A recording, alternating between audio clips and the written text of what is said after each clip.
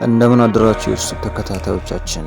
ኢራን በከፍተኛ ጭንቅ ውስጥ መሆኗንና ከፍተኛ ዝግጅት እያደረገች መሆኗን አሜሪካም ደግሞ ለዚህ የተዘጋጀች መሆኗን ገልጸዋል።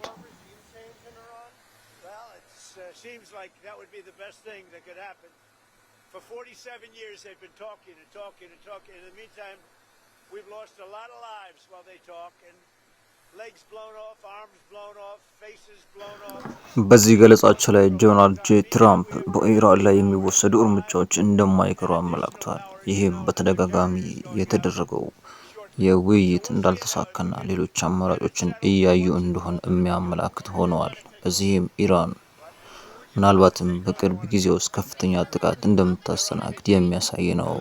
ጥንታዊቷ ሀገር ኢራን ድርድር እያደረገች ቢሆንም ድርድሩ ውጤታማ እንዳልሆነም ደግሞ የውጭ ጉዳይ ሚኒስተሩ አባስ ካራቺ ገልጸዋል። ነገር ግን አሁንም ድርድሮች እየቀጠሉ መሆናቸውን ይናገራሉ።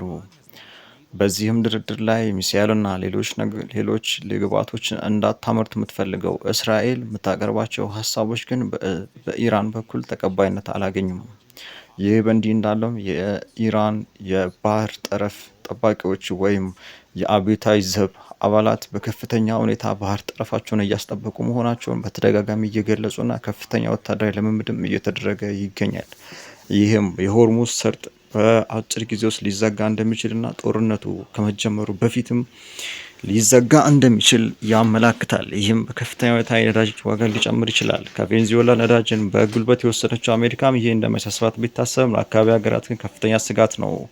33% የጦር አቅሟን ያስጠጋችው አሜሪካ ይህን ጦርነቱ እንደማይቀር በግልጽ አመላካች ነው። ምናልባትም በዚህ ሳምንት ካልሆነ በቀጣይ ሳምንት ይህ ጦርነት እንደማይቀር ግልጽ ነው። ለተጨማሪ መረጃዎች ሆርስ ቲቪን ይከታተሉ።